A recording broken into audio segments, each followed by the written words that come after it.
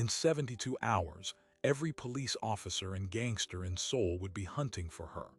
All because she broke the one unbreakable rule of the international school: do not get involved in a student's home life. She didn't just get involved. When she discovered her two favorite students were being used as leverage against their own father, a crime boss trying to leave the syndicate, she took them and ran. Her name was Aaliyah Vance.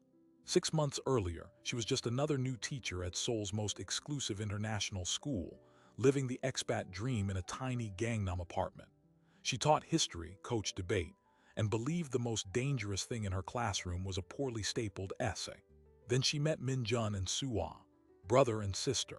Brilliant, quiet, and hiding a fear no child should ever know. Their father was a powerful man trying to escape an even more powerful family. And the moment Aaliyah understood that, her life in Korea became a countdown. But here's what the school brochure didn't mention. The Seoul International Academy wasn't just for diplomats' kids and tech CEOs. It was also the perfect place to launder a reputation. For a certain class of wealthy family, the $40,000 annual tuition bought more than an education. It bought legitimacy, a pedigree, a clean, well-lit distance from the sources of their money. Aaliyah didn't know this yet. She saw Minjun and Suwa Park as two exceptionally quiet students in her third-grade class. Minjun, age 7, could solve complex math problems in his head but couldn't make eye contact. Suwa, age 5, drew beautiful, elaborate pictures of their house, but every window was blacked out with furious scribbles of dark crayon. Their father, Junho Park, was a fixture at school events. Tall, impeccably dressed in silent suits, always accompanied by two men who stood just a little too still. He donated generously to the library fund, spoke perfect English, and his smile never reached his eyes. The administration treated him with a deference that bordered on fear. Aaliyah assumed he was just another chaebol heir until the day Minjun didn't come to school. Suwa arrived alone, her small hand gripping the driver, her face pale. When Aaliyah knelt to ask if her brother was sick, the little girl whispered, "Appa is having a big fight with the uncles." The driver, a man with a scar over his eyebrow, pulled Suwa away a second too quickly. That afternoon, Aaliyah did something she'd never done. She looked up Junho Park. The search results were a masterclass in obscurity. A few bland business articles about import-export. No social media, no family photos. But in the deep pages of an expat forum buried in a years-old thread about Seoul's shadow economy, she found a single, unverified comment. Park Junho. That's not a name you say out loud. He's Jumseong-pa. Old money meets new trouble. She didn't know the word. A quick search turned her blood cold. Jumseong-pa, one of the legacy syndicates, a family-based clan that had evolved from 1970s street gangs into a network controlling high-stakes real estate and private lending. Not the flashy, tattooed gangsters of movies. These were men in boardrooms, their violence outsourced, their threats delivered by lawyers. And Junho Park, according to that digital whisper, was a princeling who had inherited a seat at that table. Everything snapped into a terrible new focus. The bodyguards, the silence in the children, the blacked-out windows in the drawings. A week later, during a parent-teacher conference, Junho surprised her.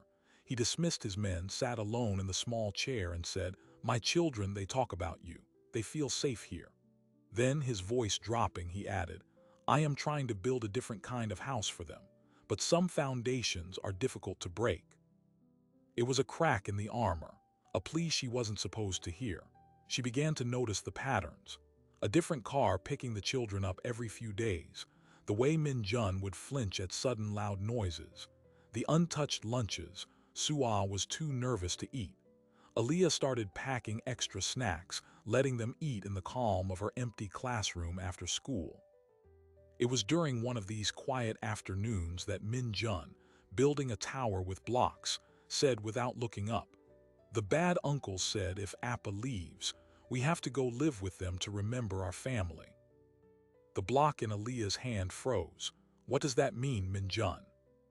"It means we're the promise," Suwa said quietly, coloring over another window in her picture. "Appa's promised to be good." They were hostages, not in a dungeon but in plain sight. Their well-being was the leverage holding their father in line as he attempted the impossible, to exit a Korean crime syndicate. The moment Aaliyah understood that, her role shifted. She wasn't just their teacher. She was the only adult in their life who wasn't either a threat or being threatened. Then the first fracture. It was a Tuesday in late October. Rain slicked the streets. At dismissal, a sleek black sedan that wasn't the usual car pulled up.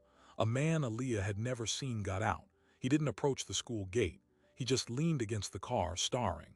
Minjun saw him and his small hand clenched around Aaliyah's, his knuckles white. "That's Uncle T. Siak," he breathed. "He's in charge now."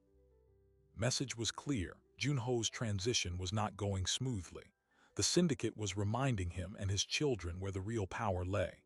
That night Aaliyah couldn't sleep. The look on Minjun's face, a 7-year-old recognizing pure menace, played on a loop. She was packing her tiny apartment when her phone buzzed with an encrypted message from an unknown number. It was a single line from Junho Park. "They are moving the timeline. The children are not safe. I have a plan, but I cannot get to them." "Can you?" The weight of the question collapsed the room. This wasn't a theoretical danger anymore. It was a binary choice. Report the message to the authorities and hope a system she didn't understand could protect them, or step into the darkness herself. She thought of Sua's blacked-out windows, of Minjun's whispered word, promise asterisk. She typed her reply, her fingers steady. "What do you need me to do?" The response came 60 seconds later. "Be ready Friday. Do not use your phone. Do not tell anyone. Take them from school and disappear. I will find you." Attached was an address for a safe house in Insadong, a key code, and one final, chilling instruction: run and don't stop. Friday was 2 days away. For 48 hours, Aaliyah Vance moved through her life like a ghost, teaching lessons, grading papers, all while her mind screamed a single, terrifying truth. She was about to become the most wanted woman in Seoul. But the plan began to unravel before it even started. Because Junho Park had made a fatal miscalculation, he assumed the syndicate was only watching him. They weren't. On Thursday afternoon, the day before the escape, Aaliyah noticed a new janitor mopping the third-floor hallway outside her classroom. He was young, with a sharp, focused face, and he wasn't cleaning. He was watching her door. Her blood went cold. The children were at lunch. She was alone. She forced herself to gather her things, to walk out with a teacher's purposeful stride, pretending not to see him. As she passed, he spoke without looking up, his voice a low monotone. "The children have a family dinner tomorrow night, teacher. Very important. They must not be delayed." It wasn't a warning. It was a threat. A direct, personal message that severed her last connection to normalcy. The syndicate knew she was the contingency plan. They were tightening the net. That evening, she made her own preparations. She emptied her savings account of 3 million won, just over $2,000. She bought 3 cheap, prepaid phones from different convenience stores. She packed a single backpack, passports, a change of clothes for each child, bottled water, protein bars, and the first aid kit from her classroom. She slept in her clothes, her backpack by the door, listening to every sound in the hallway. Friday dawned gray and damp. Aaliyah moved through her morning routine on autopilot. The children arrived, Minjun clinging to his sister's hand. They knew. Their father had somehow told them. At 11 a.m. during the mid-morning break, the school's fire alarm blared to life. A shrill, piercing wail that echoed through the tiled halls. This was Junho's diversion, a triggered fault in the system that would cause a mandatory 15-minute evacuation onto the soccer field. Chaos was the only cover they would get.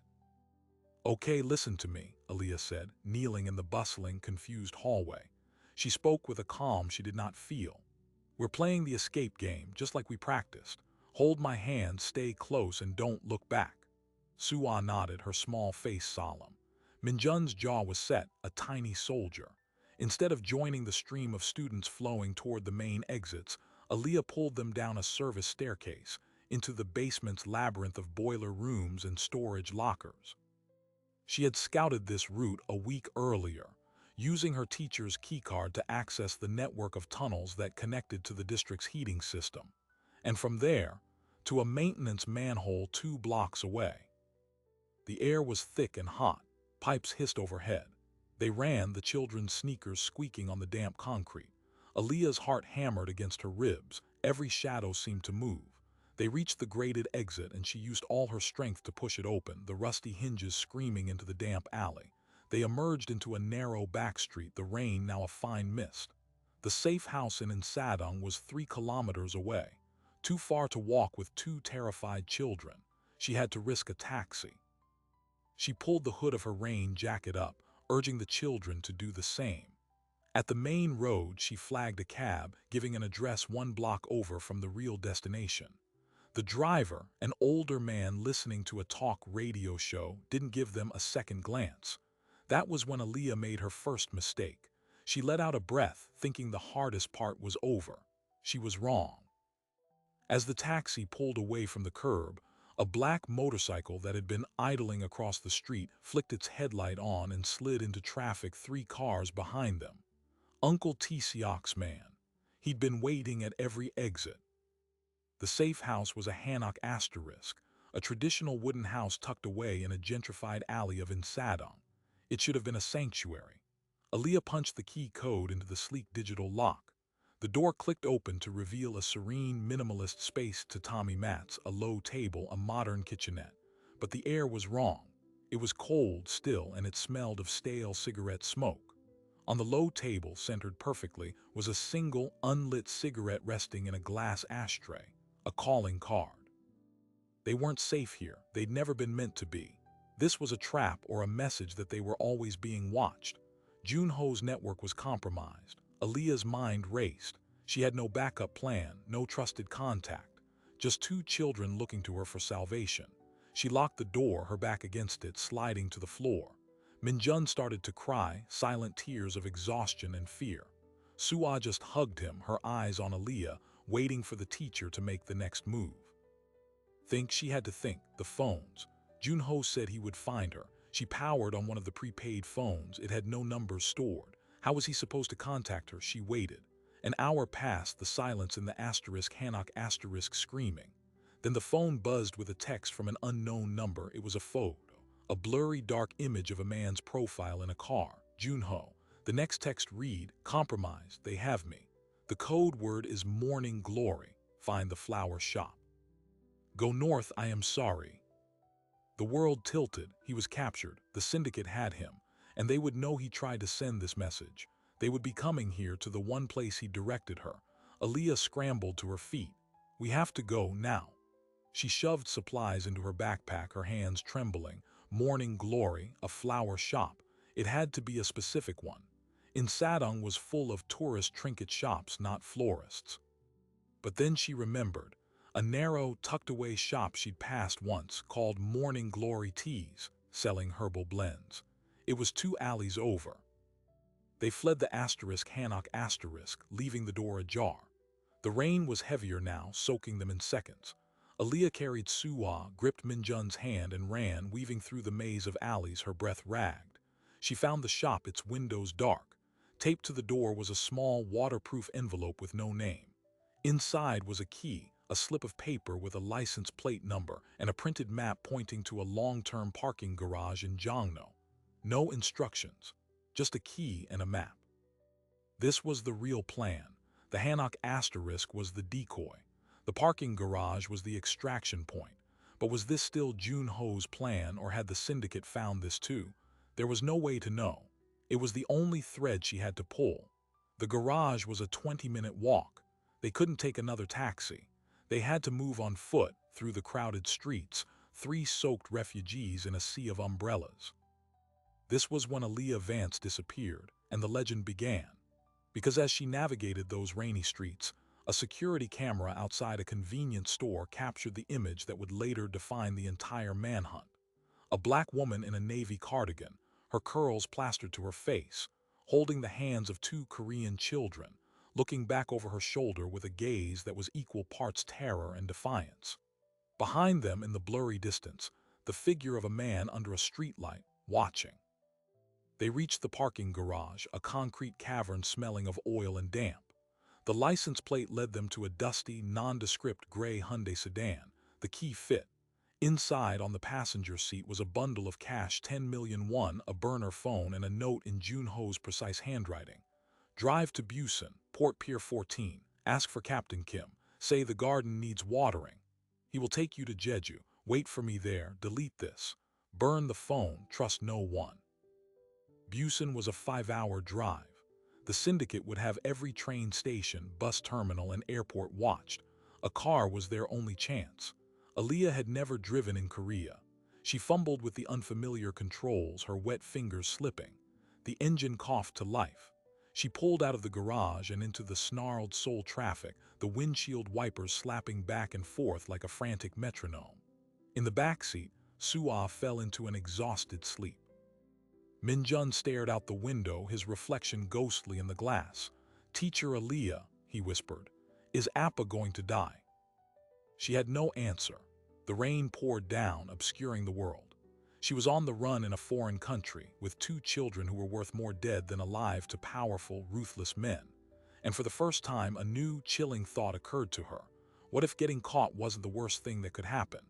What if she delivered the children right into the hands of the people Junho was fleeing from, and his last desperate act had just played into theirs? The key in the ignition, the map, the money. It was all too easy. A gilded trap. She merged onto the highway heading south, the city skyline shrinking in her rear-view mirror. Just as the tension in her shoulders began to ease a fraction, the burner phone in her pocket vibrated. It wasn't a text. It was a call. From the same unknown number that had sent Junho's capture photo. She let it go to voicemail. 30 seconds later, a voice message arrived. She pulled over at the next rest stop, her hands shaking so badly she could barely press play. The voice that came through was calm, cultured, and spoke in fluent English. "Teacher Vance, you have something that belongs to my family. You are now between the dragon and the tiger. Drive the car where it is meant to go. Keep the children safe, and we will discuss the return of their father. Disobey, and you will learn why some gardens are best left barren." The line went dead. The syndicate had her number. They were tracking the phone. They were allowing her to run. The car, the money, the route to Busan. It wasn't an escape. It was a delivery route. And she was the unwitting courier, bringing the prized assets right to their doorstep. But here, what Aaliyah didn't yet understand, this wasn't just about one man leaving the family business. This was about a silent coup. Uncle Tae-seok, the man in charge now, wasn't just enforcing old rules. He was erasing a rival bloodline. Junho's attempt to leave wasn't treason. It was a preemptive strike for survival. And his children weren't just leverage. They were the last living obstacles to Tae-seok's complete control of the Jumseongpa's legitimate fronts. If something happened to them after Junho disappearance, the path would be clear. With this chilling realization solidifying in her gut, Aaliyah made her first independent move. At the next rest stop, she threw the burner phone from the car window into a deep drainage ditch. She kept the cash. She kept the children, but she abandoned the prescribed route. Busan was a trap. Jeju was a fantasy. The syndicate would be waiting at Pier 14. She had to vanish into the country she barely knew. She turned off the highway, taking smaller national roads that wound through mountainous terrain and sleepy rural towns. She drove for hours, the gray Hyundai becoming a speck on the map. The children slept fitfully. As night fell, she found a secluded Minbak, a family-run guest house in a village near Jeonju. She paid cash for one night, using broken Korean and a story about a family emergency. The elderly owner asked no questions, just showed them to a small, clean room with floor heating. For a few hours there was stillness, but the silence was a lie. While Aaliyah and the children slept, the digital world was erupting. At 3:17 a.m., Junho Park, beaten but defiant, was paraded before a gathering of syndicate elders. A video was taken on a smartphone. In it, he was forced to read a statement claiming he was undergoing a voluntary spiritual retreat, that his children were safe with family, and that any reports to the contrary were lies spread by a disgruntled, unstable foreign employee who had developed an unhealthy fixation on them. The video, grainy and dark, was leaked to a crime-affiliated tabloid blog. By 6 a.m., it was everywhere. The narrative flipped in an instant. Aaliyah Vance was no longer a missing teacher. She was a kidnapper, a mentally unstable woman who had stolen 2 children from a grieving father. The Seoul International Academy, in a panic, confirmed she was an employee and expressed deep concern. The police, who had been passively monitoring a possible domestic dispute within a powerful family, now had a mandate: an international child abduction case. Her photo, pulled from the school website, was broadcast on news channels. The manhunt was official, and it had the full, terrifying weight of the law behind it. Aaliyah learned all of this the next morning. Desperate for information, she used the *Minback**S old desktop computer in the common room while the owner made breakfast. She saw the video. She saw her face on the news. She saw the comments swirling in 2 languages. "Find that crazy bitch. She deserves life in prison." The syndicate had weaponized the system against her. Now, if she was caught, she wouldn't be rescued. She'd be arrested, deported, and the children would be handed right back to Uncle Seok as reunited family. Her legal status as a teacher on a work visa evaporated. She was now a fugitive. Every police car was a threat. Every CCTV camera was an eye. She had to get off the grid completely. She bought oversized sunglasses, hats, and different jackets for herself and the children at a local market. She traded the conspicuous gray Hyundai for a 20-year-old silver Kia truck from a farmer, paying double its value in cash, no questions asked. It was rusty, loud, and perfect. For 3 days they lived like ghosts, driving only at night, sleeping in the truck in forest rest areas, eating from convenience stores. The children grew quieter, living in a world of whispered conversations in back seats, but Aaliyah was scheming. The police were looking for a kidnapper fleeing the country. They'd watch airports, ferries to Japan, the Chinese border, so she would go deeper in. Her new destination, the remote coastal city of Samcheok in Gangwon Province. A place of fishing ports and coal mines, where a foreign face would be rare, but not unheard of among the migrant workers in the shipyards. It was there, in a dilapidated internet cafe smelling of sweat and instant noodles, that she found her lifeline. Buried in an online forum for foreign English teachers was a thread titled "In Trouble in Korea." It was a whisper network, a place to share legal resources, warnings about bad employers, and in extreme coded cases, discreet help. She created a new anonymous account and typed a careful, vague post.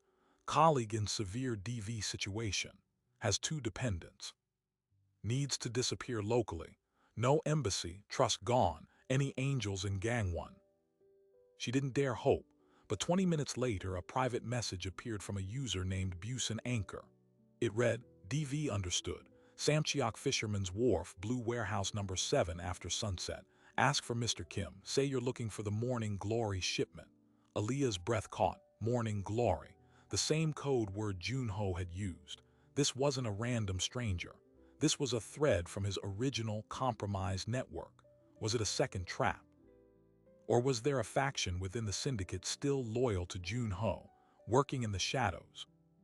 She had no other options.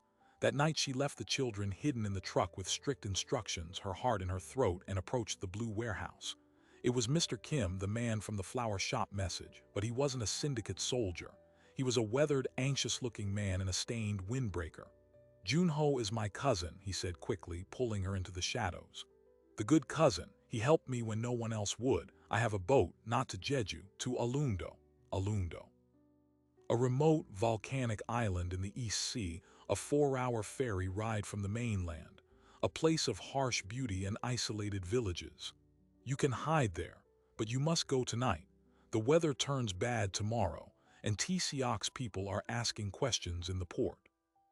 It was a risk, but it was a path forward. She fetched the children, and Mr. Kim led them not to a large ferry but to a small, weathered fishing vessel smelling of diesel and squid. As the boat chugged out of the harbor into the black, choppy sea, Aaliyah allowed herself a sliver of hope. They were off the road. They were heading to an island. But the syndicate's reach was longer than the coastline. As dawn broke, revealing the sheer cliffs of Alundo, Mr. Kim's radio crackled to life. A Coast Guard bulletin issued to all vessels: be on the lookout for a foreign woman and 2 Korean children possibly victims of abduction. Report any sighting immediately. The official system was now actively hunting her in the water. Mr. Kim's face went gray.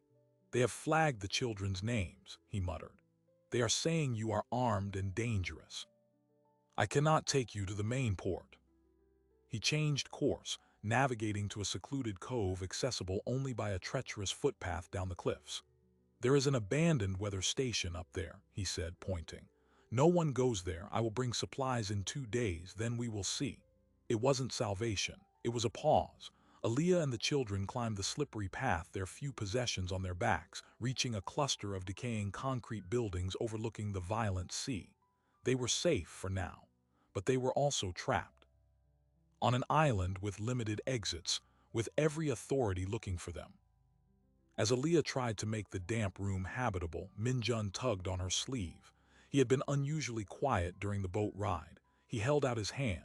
In his palm was a small, sleek black data drive, the kind used for encrypted files.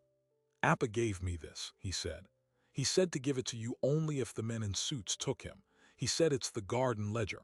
The Garden Ledger. The final piece of Junho's puzzle. As Aaliyah plugged the drive into her dying laptop, the last of the battery power flickering, she finally saw the truth. It wasn't a ledger of money. It was a ledger of names, dates, and transactions. It detailed a decade of the Jumseongpa's secret investments in the very law firms, police unions, and political campaigns that were now hunting her. The dragon and the tiger weren't just syndicate and family. They were crime and the corrupted state. And Junho hadn't just been trying to run. He had been trying to burn it all down. He had given her the match. Aaliyah now held a weapon that could destroy her pursuers.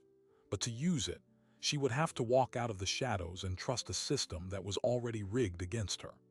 In the damp chill of the abandoned weather station, with the laptop battery blinking a final warning, she copied the encrypted files from the drive onto 2 separate cloud storage accounts she created with the last dregs of prepaid internet data. She emailed one access link with no message to the general inbox of the Korean National Police Agency's Anti-Corruption Task Force, a department so obscure she'd only found it by digging through government websites. The other link she sent to the Seoul bureau chief of the Associated Press, a woman named Jae-yoon who had a reputation for tenacious investigative work. Then, she destroyed the physical drive, grinding it under a rock and scattering the pieces off the cliff. The evidence was in the wind. For 2 more days they waited. Mr. Kim returned as promised, bringing food, bottled water, and a portable battery charger. He also brought news from the mainland. The syndicate was in chaos. Uncle T-seok's men were turning on each other, rumors of a ledger spreading like a virus of fear. But the public narrative still held. Aaliyah Vance was a dangerous kidnapper. The police were searching Alundo. The break came on the 3rd morning. Aaliyah's cheap phone, connected to the portable charger, buzzed with a notification. It was a news alert. The Associated Press had published a bombshell report. Files detail web of corruption linking police, politicians to alleged crime syndicate. The article didn't name her. It didn't name the children. It spoke of an anonymous source providing incontrovertible evidence. But it listed names, prosecutors, senior police officials. And it mentioned, in passing, that the files appeared to be connected to the recent high-profile dispute within the Jumseongpa organization and the alleged abduction of 2 children. The narrative was cracking. That afternoon, a different boat arrived at the cove, not Mr. Kim's, a rigid-hulled inflatable carrying 3 men in civilian clothes. One of them, a stern-faced man in his 50s, identified himself as Inspector Park of the Anti-Corruption and Violent Crime Unit. He did not point a gun. He held up a tablet showing the AP article. "The Garden Ledger," he said. "You sent it." Aaliyah stood protectively in front of Min-jun and Suwa. "Are you here to arrest me?" "I am here," Inspector Park said, his voice low and weary, "because my name was not in your files. My partner was. He was found dead in his car this morning, an apparent suicide. I do not believe it was suicide. The men who own those names are very scared, and scared men make mistakes. They are also pulling strings to have you silenced before you can say more. My unit is one of the few they do not fully control. Yet. He offered a path out, but it was a narrow, dangerous ledge. He could not publicly clear her name yet. The official abduction case was too hot, the political fallout from the ledger just beginning. But he could extract them. He could place them in protective custody in a safe house run by his agency, far from the syndicate's reach and the compromised local police. The children would be medically checked, cared for. And Aaliyah would provide her full testimony, linking the ledger to Jun-ho, to the threats, to everything. It was another terrifying gamble, but Inspector Park had looked Min-jun in the eye and spoken to him in gentle Korean, asking if he was hurt. The children, exhausted beyond fear, nodded weakly. Aaliyah's choice was made. They boarded the boat. The safe house was a modest apartment in a nondescript high-rise in Daejeon, a city in the center of the country. It was not luxurious, but it was secure, with cameras and two stern but kind female officers rotating guard. For the first time in weeks, the children slept in real beds, ate hot meals, and were examined by a doctor who confirmed they were physically unharmed but traumatized. Aaliyah gave her statement for 12 hours straight, her words typed, recorded, woven into the growing case from the ledger. While she talked, the storm broke publicly. The AP story triggered a cascade. Other media outlets dug in.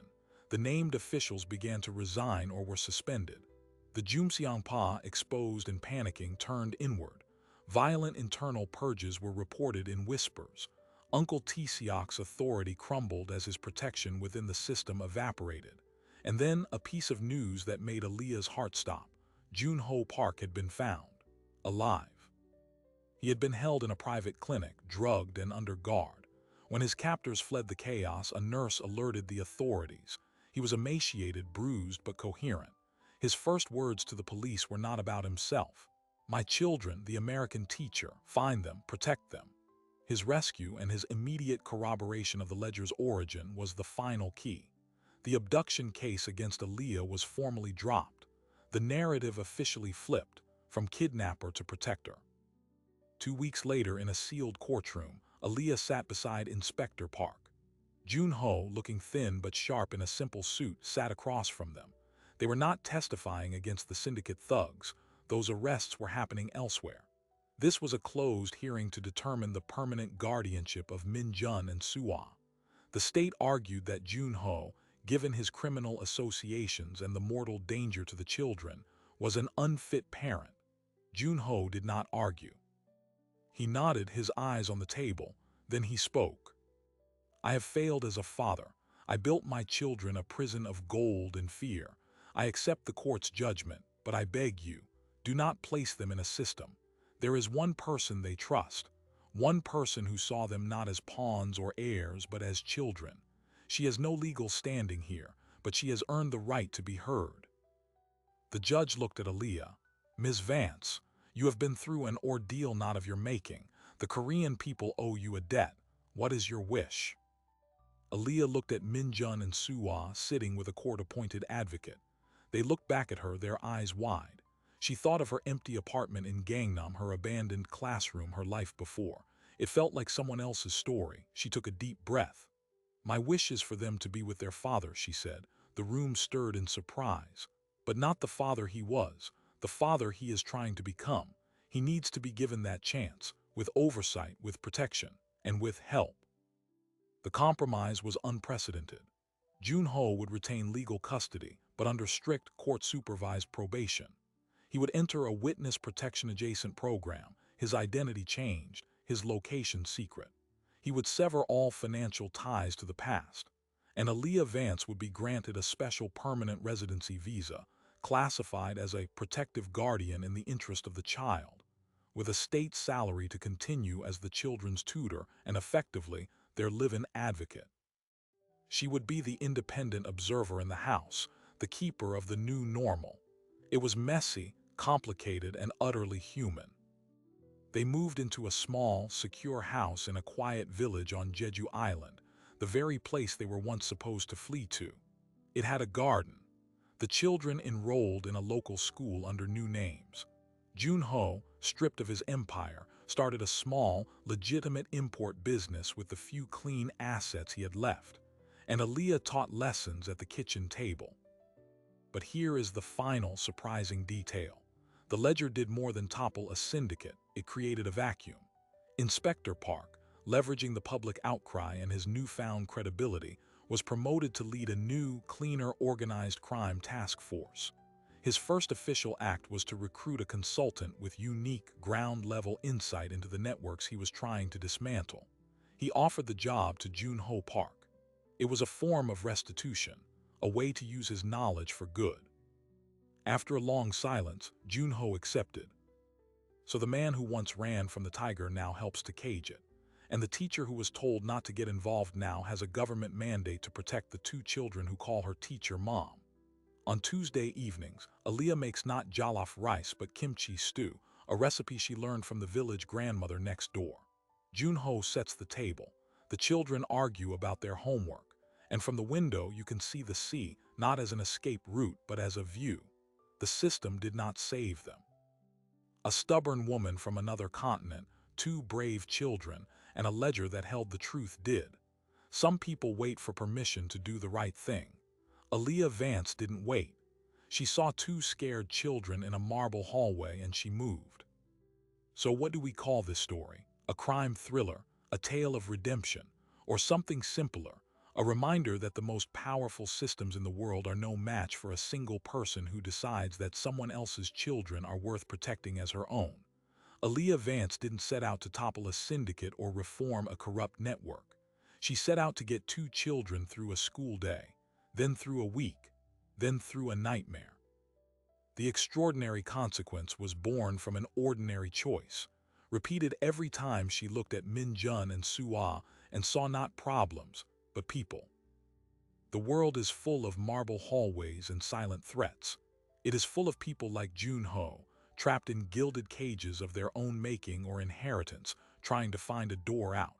And it is full of children like Min Jun and Sua, who become the unwritten lines in a contract they never signed. What this story asks quietly is who is watching those children in the hallway? Who is listening to the unspoken plea? The ledger was the key that unlocked the legal doors, but the real key was turned much earlier in a classroom when a teacher noticed a drawing with blacked-out windows and chose to ask why. The moment of impact, the slap, the chase, the run, that all comes later. The revolution begins in the noticing. We document stories like this not because they are common, but because they are necessary.